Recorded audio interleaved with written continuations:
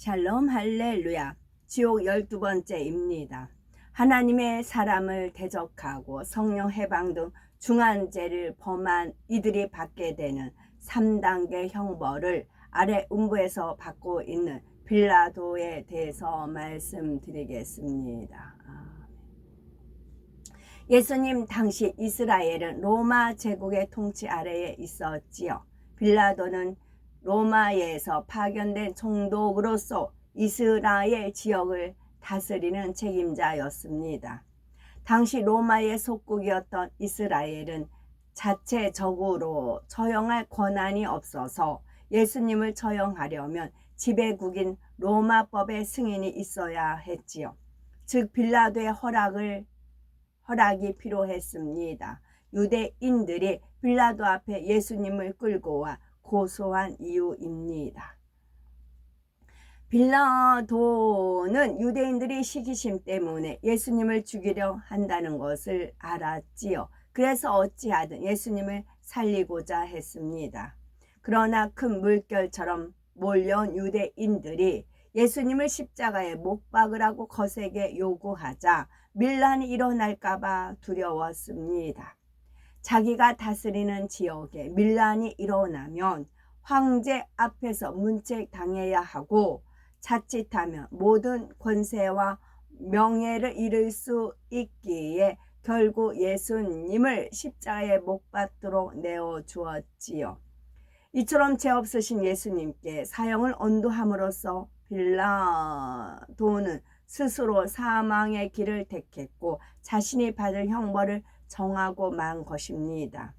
빌라도가 예수님을 책짓질하고 십자가에 못 박히게 넘겨주니라 한 대로 빌라도의 군병들에게 맡겨진 예수님께서는 십자가에 달리기 전 온몸에 책짓질 당하셨고 이를 허락한 빌라도 역시 아래 음부에서 지옥 사자들에게 책짓질 당하고 있다는 사실입니다. 로마 군병들이 예수님을 때리쳤던 채찍은 긴 가죽끈 끝에 쇠 덩어리나 뼈 조각을 매단 흉기입니다. 포악하고 무자비한 로마 군병이 이 채찍을 한번 휘두르면 가죽끈이 온몸을 휘감고 살을 찢습니다. 채찍 끝에 달린 쇠 덩어리가 살점 깊숙이 파고들지요. 채찍을 다시 잡아채면 채찍끈에 살점이 묻어납니다. 아래 음부의 빌라도 역시 이와 비슷한 채찍으로 맞고 있습니다. 더 끔찍한 것은 이 땅의 사람들이 빌라도의 이름을 말할 때마다 지옥 사자가 채찍을 휘두른다는 점이지요. 사도신경에 본디오 빌라도에게 고난을 받으사라는 구절이 있습니다. 전 세계 곳곳에 예배나 기도회 때마다 기독교인들이 사도신경을 하면 빌라도는 채찍에 맞는 것입니다. 수많은 사람이 한꺼번에 이름을 부르면 채찍질의 속도가 정신없이 빨라지고 강도도 점점 더 세집니다. 이때 주변의 지옥사자들이 고문을 지원하러 몰려들지요. 이미 찢어질 대로 찢어져서 너덜너덜하고 피투성이가 된 몸인에도 빌라도를 애워싼 지옥사자들은 서로 경쟁하듯 채찍을 휘두릅니다. 살점이 떨어지자 못해 허옇게 뼈가 드러나고 나중에는 뼛속까지 채찍이 파고들어 채찍끈에 골수까지 묻어나지요. 채찍이 자기 몸을 후려칠 때마다 빌라도는 제발 내 이름을 부르지 마소서, 그때마다 내가 괴로움을 당하나이다 애원하고 싶어 합니다. 하지만 빌라도는 애원할수록 고통을 호소할 수도 없습니다. 왜냐하면 예수님께 사형을 언도한 그 혀가 저주받아 뽑혀버렸기 때문입니다. 그런데 특이한 점은 지옥에서는 고문에 의해서 몸이 손상돼도 곧 재상되기 마련인데 빌라도의 혀는 재상되지 않는다는 점입니다. 바로 저주의 상징이지요. 그의 이름은 저주받은 자의 대명사로 마지막 대심판의 그날까지 많은 사람에게 끊임없이 불릴 것입니다. 그때마다 빌라도는 지옥 사자들에게 책짓질 당해야 하고 그 고통은 점점 더 깊어만 갈 뿐입니다. 빌라도는 예수님을 십자가에 내어줄 때 물을 가져와 손을 씻으면서 유대인들을 향해 이 사람의 피에 대하여 나는 무죄하니 너희가 당하라고 외쳤습니다. 이에 예수님을 죽이기에 급급했던 유대인들은 그 피를 우리와 우리 자손에게 돌릴지어다 했고 그 고백대로 포옹받아 그들의 역사는 민족적인 순환의 연속이었습니다. 예수님께서 십자가에 못 박히신 후 40년이 채 못되어 예루살렘은 로마의 디도 장군에 의해서 함락되었습니다. 이때 무수한 유대인이 학살되었고 살아남은 이들은 세계 각처로 뿔뿔이 흩어졌지요. 그들의 역사는 민족적인 순환의 연속이었습니다. 이 부분에서 토요일 광화문에 유대인 부부가 우리 집회 때 오셨어요. 그래서 그들의 아픔을 막 호소했어요. 그때 이제 내 백성을 위로하라 그 말씀이 저가 이제 떠올려 주시면서 위로의 길이 있다. 이스라엘 민족이 지금 순환을 받잖아요. 근데 하나님의 위로가 필요하잖아요. 위의 길이 있다. 위에 하늘을 바라봐라. 하늘을. 하나님 외침이십니다. 정말 위로네요. 그랬어요. 그들이 눈을 어디로 돌릴까요? 눈을 하나님께 돌려야 돼요. 정말 불꽃 같은 눈동자로 살아계시는 하나님께 그들이 눈을 돌려야 돼요. 위에 길이 있다. 위를 바라봐라. 그러시더라고요. 그걸 원하세요. 하나님께서는. 위에 길이 있다. 예수님께서 십자가에 못 박히신 후 40년이 못되어 예루살렘은 로마의 디도 장군에 의해 함락되었습니다. 이때 무수한 유대인이 학살되었고 살아남은 이들은 세계 각처로 뿔뿔이 흩어졌지요. 어딜 가든 차별 대우와 박해는 끊이지 않았습니다. 더구나 2차 세계대전 당시 나치 독일의 점령지에서는 많은 유대인이 학살되었지요. 이처럼 죄 없으신 예수님의 피를 흘린 대가가 얼마나 잔혹한지 역사가 증명하며 영계의 법칙에 따라 입술에 악한 말이 얼마나 정확하게 응하는지 알 수가 있습니다. 이를 보면 예수님께서 십자가에 못 박혀 돌아가신 것이 전적으로 유대인들의 책임이라 여겨질 수 있습니다. 물론 그들의 책임도 크지만 그렇다고 빌라도가 무죄한 것은 절대 아니지요. 아무리 유대인들의 청원이 거세다 해도 빌라도가 끝까지 정의를 따랐다면 예수님을 십자가에 못 박지 않을 수도 있었지요. 빌라도가 아무리 책임을 유대인들에게 넘긴들 자신은 무죄하다고 결백을 주장한들 죄 없으신 하나님의 아들에게 사형을 언도한 죄가 사라질 리가 만무합니다. 빌라도에게는 범죄에 가담하지 않고 그 상황을 모면할 기회들이 여러 차례 있었습니다. 예수님을 직접 또는 간접적으로 뵈면서 그는 예수님께 아무 죄가 없음을 알 수가 있었지요. 총독으로서 유대 지방을 감시하고 통제하기 위해 많은 연탄꾼을 곳곳에 심어 놓았지요. 그들을 통해 예수님께서 행하신 기사와 표적에 대해서 들었고 예수님의 설교 내용도 이미 알고 있었습니다. 예수님께서 유대인 사회에 적지 않은 영향을 미치고 있음을 알았기에 예수님을 불러 대화도 해보았지요. 이런 정황들은 빌라도가 로마 황제에게 예수님에 대해 보고한 공문서 빌라도 보고서에 기록되어 있고 빌라도는 자기 입으로 예수님은 결코 사형에 처할 죄인이 아님을 세인합니다. 예수님께서는 신문 받으시는 입장에 있으시면서도 빌라도가 올바른 선택을 하도록 어떻게든 깨우쳐 주려 하셨습니다.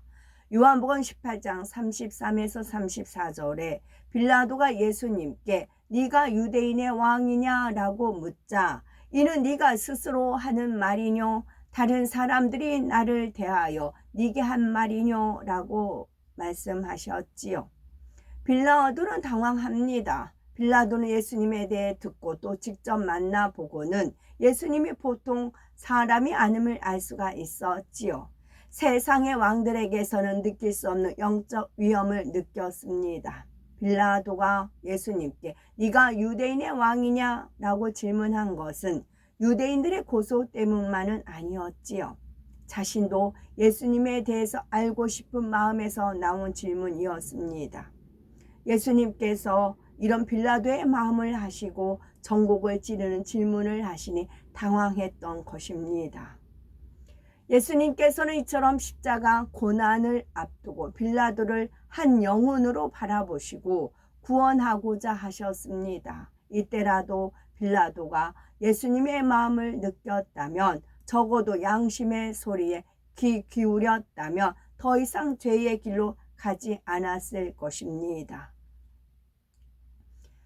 하나님께서 빌라도에게 주신 기회는 이뿐만이 아닙니다.